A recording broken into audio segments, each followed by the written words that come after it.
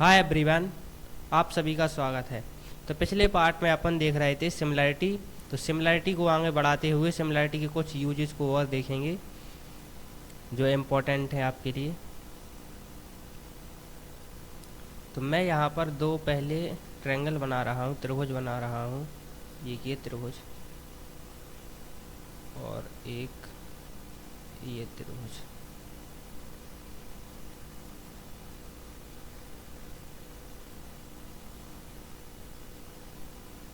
इसको नाम दे रहे हैं अपन ए बी सी और इसका नाम दे रहा है पी क्यू आर। तो पिछले पार्ट में अपन ने देखा कि त्रिभुज के जो क्षेत्रफल का रेशियो होता है उसकी संगत भुजाओं के वर्ग के बराबर होता है। और इस पार्ट में अपन देखेंगे कि जो त्रिभुज का जो परिमाप होता है उसकी संगत भुजाओं के सिंपल रेशियो के बराबर होता है। तो अपन को देखना है त्रिभुज अर्थात दो त्रिभुज एक दूसरे के सिमिलर हैं तो उसके परिमाप का रेशियो क्या होगा। तो जैसे मेरे भाई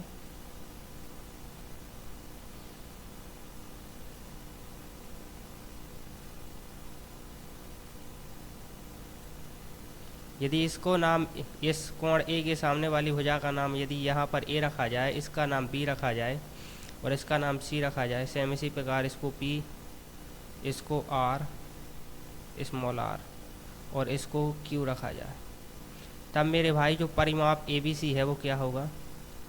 तो ए बी सी का परिमाप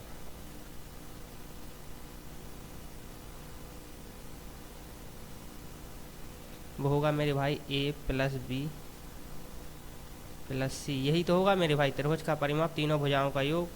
तथा आप देखना कि पी क्यू आर का परिमाप क्या होगा।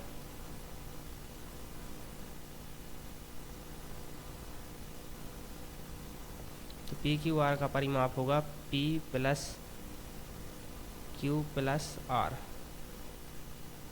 यही होगा मेरे भाई। अब मैं यहाँ पर ये पूछना चाहता हूँ आपसे कि मैंने चूँकि ये कहा है कि दोनों त्रिभुज एक दूसरे के सिमिलर हैं, तो यदि ये त्रिभुज एक दूसरे के सिमिलर हैं तो क्या अपन ये नहीं लिख सकते हैं कि A B upon P Q बराबर है मेरे भाई किसके, A C upon P R के,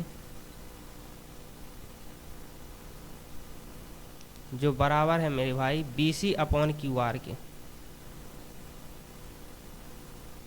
क्योंकि मैंने आपको बताया था कि समरूप त्रिभुजों की जो संगत भुजाएं होती हैं वो आनुपातिक होती हैं। तो मेरे भाई यहाँ पर ए बी का मान रख दीजिए। ए बी बराबर क्या है यहाँ पर, तो ए बी बराबर है सी, पी और क्यू बराबर है मेरे भाई आर, ए सी बराबर है बी और मेरे भाई पी आर बराबर है क्यू। और यहाँ से देखना मेरे भाई बी सी बराबर है ए के और क्यू आर बराबर है पी के। इसको मेरे भाई आर के बराबर मान रहे हैं अपन। तो यहाँ से मेरे भाई जो निकलेगा वो निकलेगा क्या, सी बराबर निकले, जस्ट अ सेकेंड, इसको आर के बराबर नहीं डबल आर हो जाएगा ये और ये। तो यहाँ पर थोड़ा सा इरेज करना है।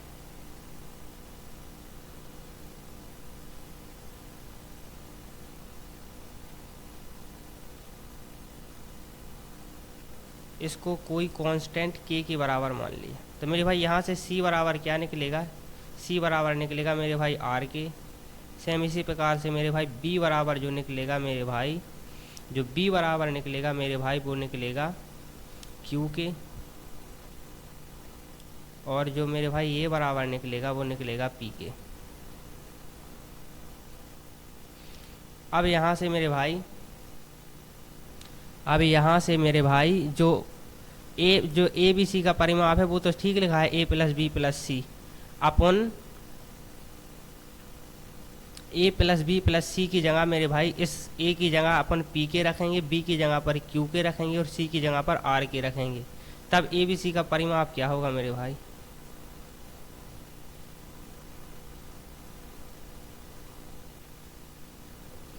यहाँ पर देखना मेरे भाई ए का मान क्या है मेरे भाई आर के और मेरे भाई बी का मान क्या है क्यू के प्लस ए का मान क्या है मेरे भाई पी के। इसको इरेज कर रहा है थोड़ा सा अभी।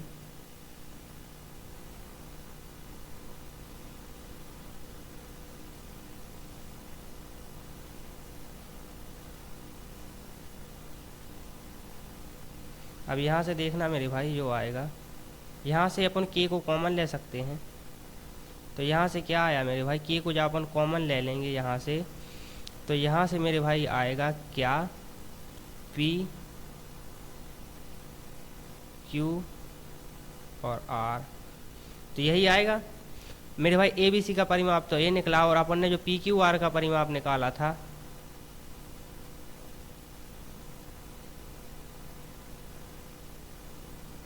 वो निकाला था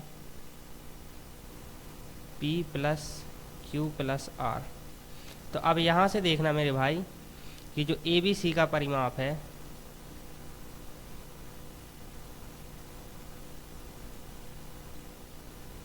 अपॉन जो पी क्यू आर का परिमाप है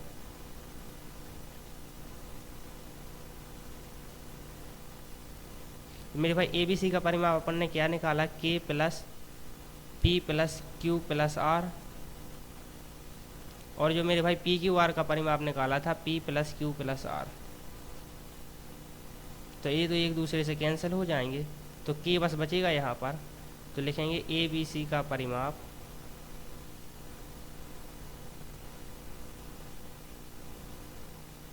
अपॉन पी क्यू आर का परिमाप बराबर है मेरे भाई के। और के किसके बराबर है मेरे भाई, इस समीकरण को यदि अपन एक कहा जाए तो के किसके बराबर है, उनकी भुजाओं के अनुपात के, माने सी बटे आर, बी अपॉन क्यू और क्यू अपॉन पी। तो अपन ए बी सी का परिमाप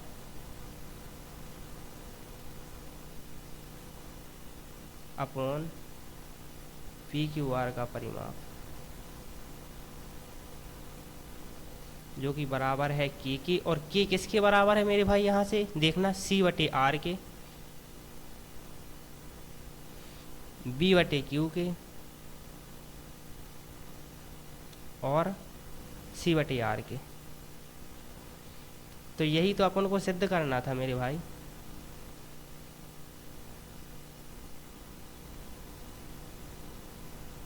तो यही तो अपन को सिद्ध करना था कि यदि दो त्रिभुज एक दूसरे के सिमिलर हैं तो उनके परिमाप का रेशियो उनकी संगत भुजाओं के रेशियो के बराबर होता है। तो ये अपन ने यहाँ पर सिद्ध किया मेरे भाई। चलिए अगला पॉइंट देखते हैं। तो अपन ने क्या देखा मेरे भाई,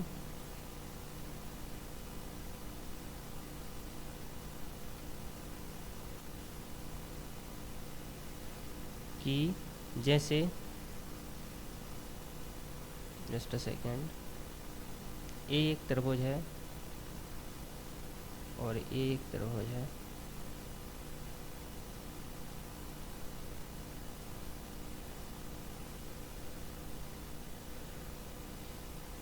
इसको नाम दे रहा है ए बी सी मेरे भाई, ए बी सी, और इसको नाम दे रहा है पी क्यू और आर। ए के सामने वाली भुजा को ए कहेंगे मेरे भाई, बी कोण के सामने वाली भुजा को बी, और सी कोण के सामने वाली भुजा को सी। सेम इसी प्रकार से पी के सामने वाली भुजा मेरे भाई पी, आर के सामने वाली भुजा स्मॉल आर और क्यू के सामने की भुजा स्मॉल क्यू। तो अपन ने क्या जाना मेरे भाई, जो एरिया होता है, एरिया को ए आर से डिनोट कर रहा है, A R A B C upon मेरे भाई जो A R P Q R होगा वो इनकी संगत भुजाओं के वर्गों के अनुपात बराबर होगा। तो इसको अपन लिखेंगे सी अपॉन आर का स्क्वायर। ये अपन ने पिछले वीडियो में प्रूफ भी किया है। और यहाँ पर मेरे भाई जो ए सी अपॉन पी आर, जिसको लिख सकते हैं बी अपॉन क्यू का स्क्वायर, और इसको लिख सकते हैं ए अपॉन पी का स्क्वायर। अब देखना मेरे भाई, और जो अपन ने परिमाप निकाला है मेरे भाई ए बी सी का परिमाप,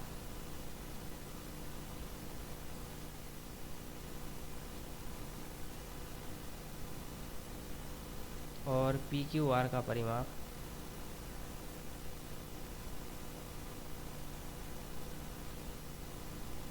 तो वो इसकी भुजाओं के सिंपल रेशियो के बराबर होता है। अपॉन कहने की बात यह है कि सी अपॉन आर होगा, वो बी अपॉन क्यू होगा और ए अपॉन पी होगा।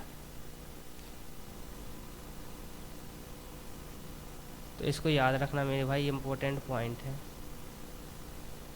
तो त्रिभुज का जो क्षेत्रफल होता है मेरे भाई वो संगत भुजाओं के अनुपात के वर्ग के बराबर होता है, और त्रिभुज का परिमाप मेरे भाई संगत भुजाओं के अनुपात के बराबर होता है।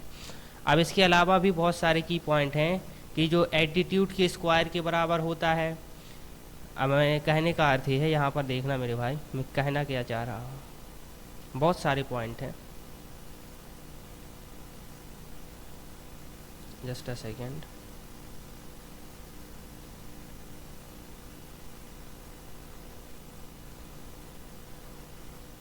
EL1 अपॉन EL2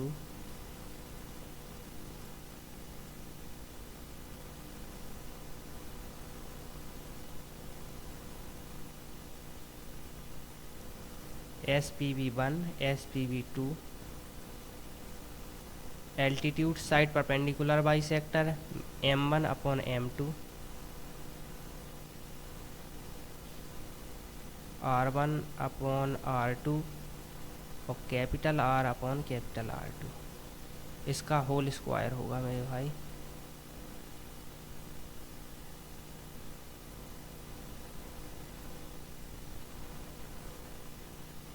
और जस्ट यहाँ पर सिंपल स्क्वायर होगा AL upon AL2 SPV first upon SPV second M1 upon M2 R1 upon R2 और capital R upon capital R2। तो मैं कहना ये चाह रहा हूँ मेरे भाई कि जो त्रिभुज के जो क्षेत्रफल का रेशियो होता है मेरे भाई, जो यदि कोई से भी दो त्रिभुज एक दूसरे के सिमिलर हैं तो उसके क्षेत्रफल का रेशियो उन त्रिभुजों के एल्टीट्यूड के स्क्वायर के बराबर होता है, साइड परपेंडिकुलर बाइसेक्टर के स्क्वायर के बराबर होता है, उनकी मीडियन के स्क्वायर के बराबर होता है, उनकी जो अंतःवृत्त की त्रिज्या होती है मेरे भाई उसके स्क्वायर के बराबर होता है, और जो मेरे भाई सरकम रेडियस होता है उसके स्क्वायर के बराबर होता है। तो अभी तक मैंने आपको जो है त्रिभुज के सेंटर्स के बारे में नहीं पढ़ाया है। तो जब भी मैं त्रिभुज के सेंटर्स को स्टार्ट करूंगा, अर्थात मीडियन को स्टार्ट करूंगा, एल्टीट्यूड को स्टार्ट करूंगा, साइड परपेंडिकुलर बाइसेक्टर को स्टार्ट करूंगा, तो वहाँ पर मैं आपको बताऊंगा कि ऐसा क्यों होता है। अभी आप याद कर लीजिए कि जो मेरे भाई जो त्रिभुज के क्षेत्रफल का रेशियो होता है उनके एल्टीट्यूड के स्क्वायर के बराबर होता है, उनके साइड परपेंडिकुलर बाइसेक्टर के स्क्वायर के बराबर होता है, उनकी मीडियन के स्क्वायर के बराबर होता है, उनकी रेडियस जो अंतःवृत्त की त्रिज्या होती है मेरे भाई उसके स्क्वायर के बराबर होता है, और जो बाहर वृत्त की त्रिज्या होती है मेरे भाई जिसको सरकम रेडियस भी कहते हैं उसके स्क्वायर के बराबर होता है। और जो मेरे भाई त्रिभुज का जो परिमाप होता है, ये तो हुई मेरे भाई क्षेत्रफल की दृष्टि में। मेरे भाई परिमाप की दृष्टि में जो होती है मेरे भाई जो त्रिभुज का परिमाप होता है उनकी एल्टीट्यूड के स्क्वायर के बराबर, एल्टीट्यूड के सिंपल रेशियो के बराबर होता है, सॉरी, साइड परपेंडिकुलर बाइसेक्टर के सिंपल रेशियो के बराबर होता है मेरे भाई, मीडियन के सिंपल रेशियो के बराबर होता है। इसके अलावा मेरे भाई जो अंतःवृत्त की त्रिज्या होती है मेरे भाई उसके स्क्वायर उसके सिंपल रेशियो के बराबर होता है, और मेरे भाई जो बाहर वृत्त की त्रिज्या होती है उसके सिंपल रेशियो के बराबर होता है। एल्टीट्यूड कहते कैसे हैं मेरे भाई, तो एल्टीट्यूड किसे कहते हैं उसको भी आप देख लीजिए।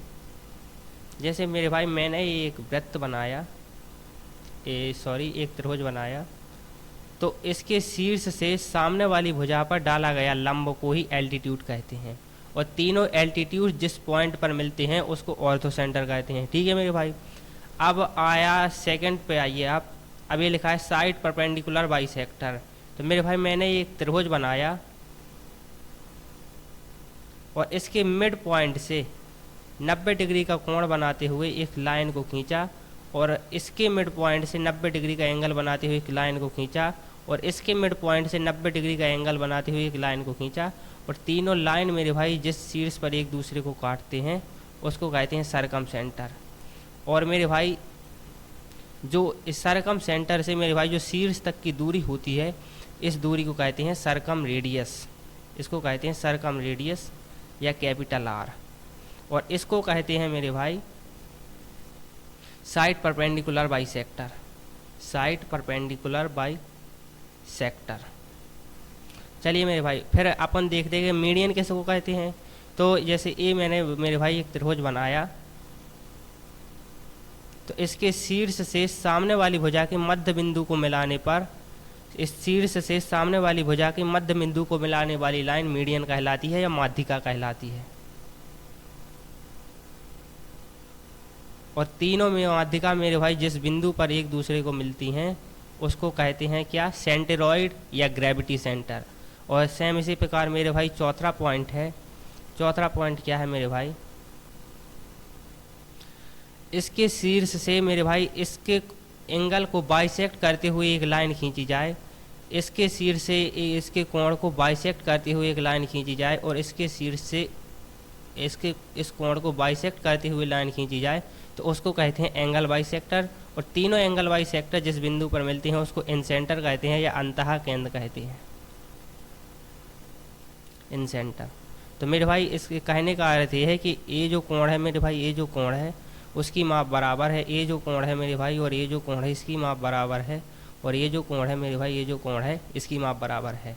तो अर्थात त्रिभुज की कोण समद्विभाजक को सामने वाली भुजा पर मिलाया जाए उसको ही मेरे भाई कहते हैं क्या, एंगल बाइसेक्टर। तो मेरे भाई यहाँ पर अपन ने एंगल बाइसेक्टर नहीं लिखा है, तो एंगल बाइसेक्टर को भी लिख लीजिए, angle bisector A B first upon A B second का होल स्क्वायर। और यहाँ पर भी देख लीजिए मेरे भाई, A B first upon A B second. तो मेरे भाई मैंने क्या बताया कि त्रिभुज के जो क्षेत्रफल का रेशियो होता है मेरे भाई, वो त्रिभुज के एल्टीट्यूड के स्क्वायर के बराबर होता है, त्रिभुज के साइड परपेंडिकुलर बाइसेक्टर के स्क्वायर के बराबर होता है, त्रिभुज की मीडियन के स्क्वायर के रेशियो के बराबर होता है, त्रिभुज की अंतःवृत्त की रेडियस के स्क्वायर के बराबर होता है, त्रिभुज की बाह्यवृत्त की त्रिज्या सर्कम रेडियस के स्क्वायर के बराबर होता है, और त्रिभुज के मेरे भाई एंगल बाइसेक्टर के स्क्वायर के बराबर होता है त्रिभुज का क्षेत्रफल।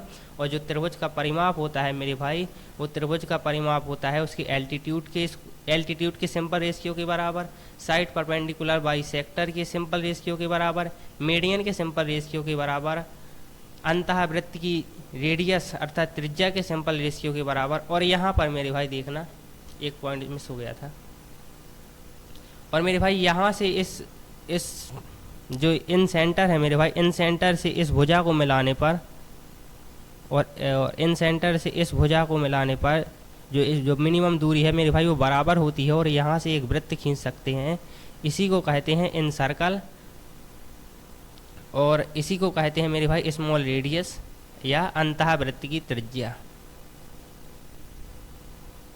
बाह्यवृत्त की त्रिज्या मेरे भाई ये होती है और अंतःवृत्त की त्रिज्या ये होती है।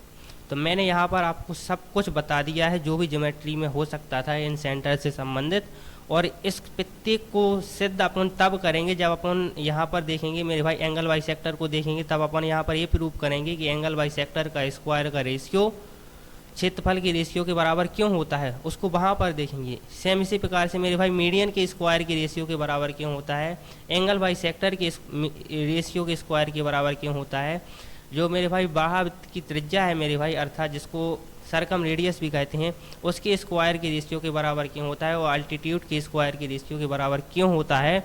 जब ये त्रिभुज के सेंटर्स को पढ़ेंगे वहाँ इसको विस्तार से देखेंगे। अभी के लिए आप याद कर लीजिए। तो चलिए मेरे भाई अगला पॉइंट देखते हैं।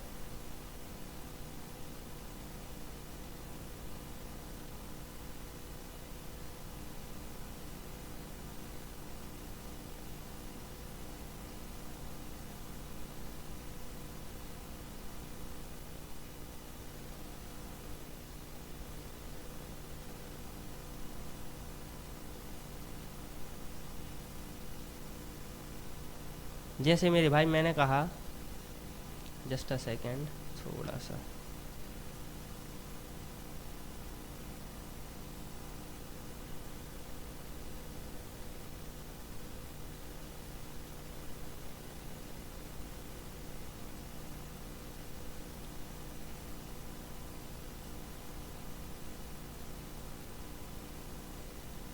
इसको नाम दिया मेरे भाई ए बी और सी। मेरे भाई ये कोई एक त्रिभुज है और इसके मध्य बिंदु जो मेरे भाई ए और बी का जो मेरे भाई मध्य बिंदु है ए है। मैं सिर्फ ए और बी के मध्य बिंदु की बात कर रहा हूँ। जैसे यदि ए से लेकर बी तक की टोटल लंबाई मेरे भाई 12 सेंटीमीटर है, तो इस ए से लेकर इस पॉइंट ई तक की जो लंबाई है मेरे भाई वो 6 सेंटीमीटर। मैं ये बता रहा हूँ कि जो ए और बी का जो मध्य बिंदु है मेरे भाई ए, और जो मेरे भाई ए और सी के बीच की लंबाई सपोज करो अगर 16 सेंटीमीटर है, तो मेरे भाई ए से लेकर जिस पॉइंट की मैं बात कर रहा हूँ मेरे भाई इस पॉइंट की यहाँ तक की लंबाई, ए से लेकर इस पॉइंट तक की लंबाई 8 सेंटीमीटर होगी। इसको एफ नाम देंगे। और इन दोनों को मिलाया मेरे भाई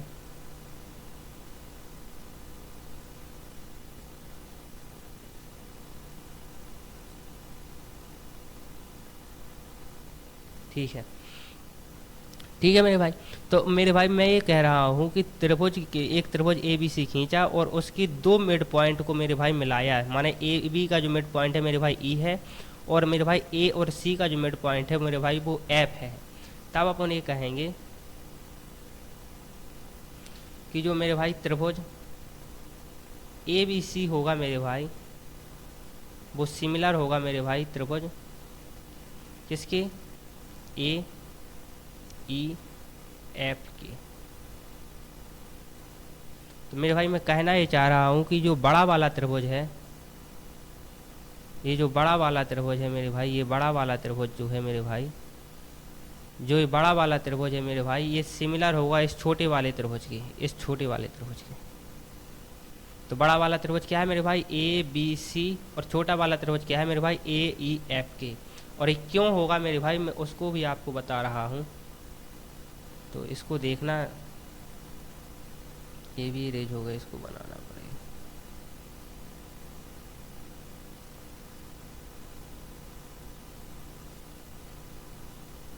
तो एक क्यों होगा मेरे भाई, तो ए बी सी में देखना मेरे भाई जो कोण ए है मेरे भाई वो तो दोनों में ही है मेरे भाई, इसमें भी है। माने ये छोटे वाले त्रिभुज में भी है और ये बड़े वाले त्रिभुज में ही, तो अपन कहेंगे कोण ए का मान जो है मेरे भाई कोण ए के बराबर ही है। इसके अलावा देखना मेरे भाई जो ए ई और ए बी, मैं कहना ये चाह रहा हूँ कि जो ए बी इस पूरी भुजा और ए ई का जो रेशियो है मेरे भाई वो वही नहीं होगा जो मेरे भाई ए और सी यानी यहाँ से यहाँ तक और ए एफ का होगा। आप कहोगे ऐसा कैसे, तो यहाँ पर देखना मेरे भाई, जैसे मैंने कहा था कि इस पूरे की लंबाई मेरे भाई आप 8 मान लीजिए, तो यहाँ से ए से लेकर ई तक की लंबाई कितनी है, 4। मैंने कहा था कि इन इस भुजा ए और बी के मिड पॉइंट वाली, तो यहाँ से यहाँ तक की लंबाई 4 हो गई। और मैंने मेरे भाई यहाँ से ए से लेकर सी तक की लंबाई को यदि 10 कहा, तो मेरे भाई ए से लेकर एफ तक की लंबाई कितनी होगी मेरे भाई, 5 होगी। मैंने कहा था कि मिड पॉइंट को मिलाना है। तो मेरे भाई यहाँ से देखना ए बी अपॉन ए ई कितना आ रहा है, तो आप कहोगे मेरे भाई 8/4 और 10/5। तो 8/4 2 होता है, 10/5 भी 2 होता है, तो 2 बराबर 2 आया ना। तो वही तो मैंने लिखा मेरे भाई ए बी अपॉन ए ई और ए सी अपॉन ए एफ जो होगा वो बराबर होगा। तो अब आप यहाँ से देखना, मैं बहुत बेसिक से समझाने लगता हूँ, तो आप यहाँ पर देखना मेरे भाई,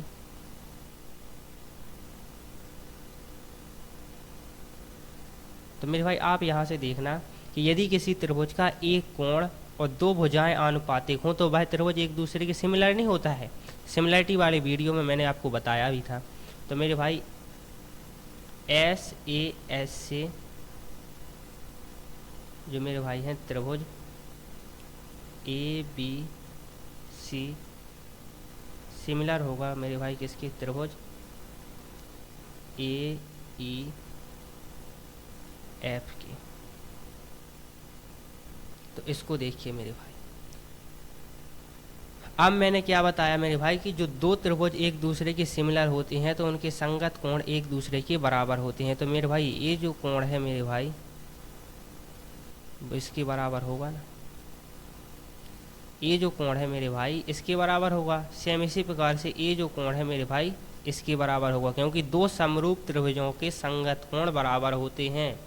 और मैं आपको ये बताना चाह रहा हूँ कि यदि जो दो लाइन इस प्रकार से खींची जाएं और एक ट्रांसवर्सल लाइन इन दोनों लाइनों को काटें, तो ए वाले जो एंगल होते हैं मेरे भाई, ये ऊपर वाले एंगल, ये एक दूसरे के बराबर होते हैं और इनको कहते हैं संगत कोण। और यदि इस प्रकार से संगत कोण एक दूसरे के बराबर हों, तो जो लाइन L1 कहें इसको और इसको लाइन L2 कहें, तो ये लाइन एक दूसरे के, जो दोनों लाइन होती हैं मेरे भाई, वो एक दूसरे के समानांतर होती हैं। तो मैंने क्या बोला मेरे भाई कि यदि संगत कोण बराबर हैं, तो जो मेरे भाई लाइन होती हैं L1 और L2 एक दूसरे के समांतर होंगी। तो अपन ये कहेंगे मेरे भाई, जो लाइन यहाँ से देखना मेरे भाई, जो EF और BC है वो एक दूसरे के सिमिलर हैं। क्यों? क्योंकि इनकी संगत कोण बराबर है। जब मेरे भाई मैं लाइन और एंगल पढ़ाऊंगा तो वहाँ मैं आपको बताऊंगा ऐसा क्यों होता है, लेकिन अभी आप याद कर लीजिए कि जो लाइन BC है मेरे भाई, वो पैरेलल होगी लाइन EF के। पैरेलल का मतलब होता है वो समांतर होगी। तो BC जो मेरे भाई पैरेलल होगी EF के। और ऐसा क्यों होगा? क्योंकि मेरे भाई जो संगत कोण है मेरे भाई, ए वाला और ए वाला बराबर है। सेम इसी प्रकार से अगर एक संगत कोण भी बराबर है तो लाइन तो पैरेलल हो जाती हैं, तो दूसरे की मजबूरी हो जाती है मेरे भाई कि जो ए वाला है और ए वाला बराबर हो। ठीक है, तो कहेंगे कि BC और पैरेलल है EF के। तो यहाँ से जो निकल के आएगा मेरे भाई, जो कोण B है वो बराबर है कोण E के, और जो मेरे भाई कोण C है मेरे भाई, वो बराबर है कोण F के। ये तो देखा मेरे भाई पैरेलल से जो निकल के आया। इसके अलावा मेरे भाई आप यहाँ से ध्यान से देखना, क्या ध्यान से देखना आपको कि जो ABC और AEF एक दूसरे के सिमिलर हैं मेरे भाई, तो इनकी संगत भुजा आनुपातिक नहीं होंगी। जैसा यहाँ पर लिखा है मेरे भाई, यहाँ पर सिर्फ 2 भुजा को लिखा है, तो तीसरी को भी लिख लीजिए। तीसरी के लिए अपन लिखेंगे BC अपॉन EF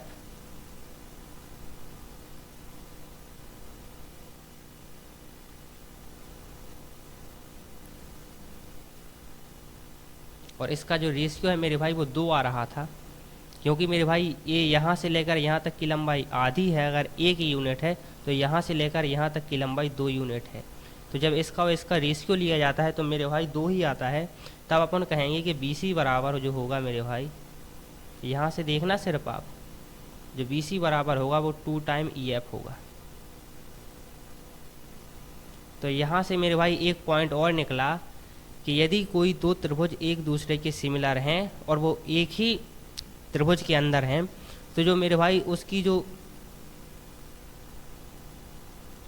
मेरे भाई जो लंबाई होगी मेरे भाई, ये इसको क्या बोलेंगे, इसको जो भी बोलेंगे, जो EF का मान है मेरे भाई, जो दूसरी पैरेलल लाइन है वो पहली पैरेलल लाइन के, पहली समांतर लाइन की आधी होगी। तो मेरे भाई जो EF होगा वो आधा होगा BC अपॉन EF के। तो मैंने आपको बता दिया कि जो BC का मान होगा मेरे भाई वो 2 टाइम होगा EF के।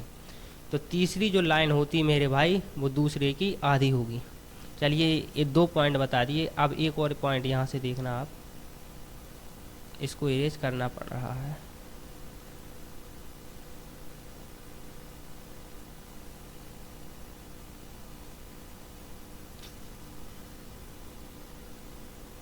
जैसे मेरे भाई यहाँ से देखना आप इन 2 पॉइंटों से, अब तीसरे पर भाई एप्लीकेबल नहीं होगा तो इसके लिए नहीं मैं बता रहा हूँ, सिर्फ इन दोनों पॉइंट के लिए। तो यहाँ से देखना मेरे भाई, जो A से लेकर B तक है, अर्थात यहाँ से लेकर यहाँ तक है, और जो मेरे भाई A से लेकर E तक है, माने यहाँ से लेकर यहाँ तक है, बराबर जो A से लेकर C तक है मेरे भाई, यानी यहाँ से लेकर यहाँ तक, और जो मेरे भाई A से लेकर F तक है। अब यहाँ से देखना मेरे भाई, A B को अपन ऐसा नहीं लिख सकते हैं A plus E plus E plus B।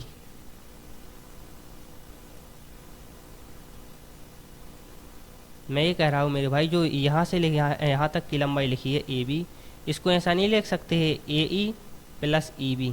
तो आप कहोगे एकदम लिख सकते हैं। सेम इसी प्रकार से मेरे भाई इसको ऐसा नहीं लिख सकते हैं AF upon FC।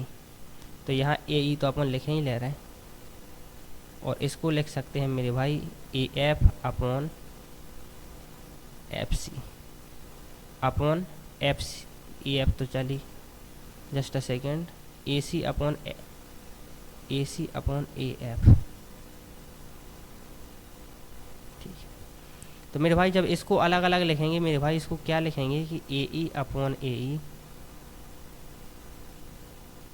Plus E B upon A E. Same इसी प्रकार से मेरे भाई A F upon A F हो जाएगा plus F C upon A F होगा। तो अब मेरे भाई इसको देखना है, ये तो 1 के बराबर होगा, माने ए E upon A E plus 1 ही होगा। और इसको ई बी की जगह मेरे भाई बी ई लिख रहा है, थोड़ा सा स्टैंडर्ड लगेगा, अपॉन ए ई। और यहाँ भी मेरे भाई एक ही हो जाएगा plus F C upon A F को मेरे भाई सी एफ लिख रहा है, थोड़ा सा बढ़िया लगेगा, और ए एफ सी को सी एफ भी लिख सकते हैं। तो इस एक से एक कट जाएगा, क्योंकि उस साइड जाएगा, प्लस का 1 माइनस का हो जाएगा, और प्लस का 1 और माइनस का 1 एक दूसरे को कैंसिल कर देगा। तो यहाँ से जो क्या आया मेरे भाई, जो यहाँ से निकल के आया वो आया बी ई अपॉन ए ई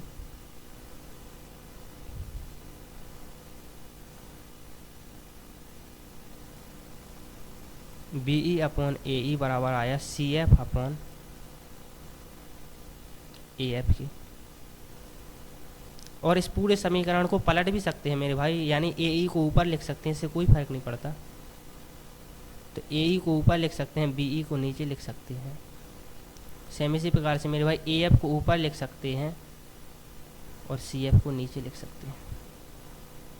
तो अब आप देखना, अभी तक अपन देख रहे थे ए से लेकर बी तक का रेशियो और ए से लेकर ई तक का रेशियो। सेम इसी प्रकार से मेरे भाई ए से लेकर सी तक का रेशियो और ए से लेकर एफ तक का रेशियो बराबर होता है। लेकिन यहाँ से क्या निकल के आया मेरे भाई, यहाँ से निकल के आया कि ए से लेकर ई तक का रेशियो और ई से लेकर बी तक का रेशियो, सेम इसी प्रकार से मेरे भाई ए से लेकर एफ तक का रेशियो और एफ से लेकर सी तक का रेशियो भी एक दूसरे के बराबर होता है। तीसरी के लिए मेरे भाई ये एप्लीकेबल नहीं है, क्योंकि तीसरे के लिए ऐसी कोई भी भुजा नहीं है, तो तीसरे के लिए ये एप्लीकेबल नहीं है। तो मैं कहना ये चाह रहा हूँ मेरे भाई कि जो ए ई अपॉन बी ई है, ए ई अपॉन बी ई है, वो बराबर होगा मेरे भाई A F upon C F के। तो इसको आप इम्पोर्टेंट लिख लीजिए, ये महत्वपूर्ण की पॉइंट है। तो यहाँ पर मैं थोड़ा सा और आपको एक्सप्लेन किए दे रहा हूँ इसके बारे में।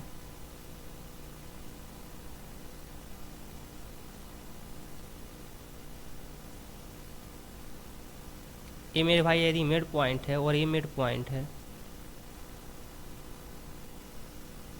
तो जो मेरे भाई ए बी सी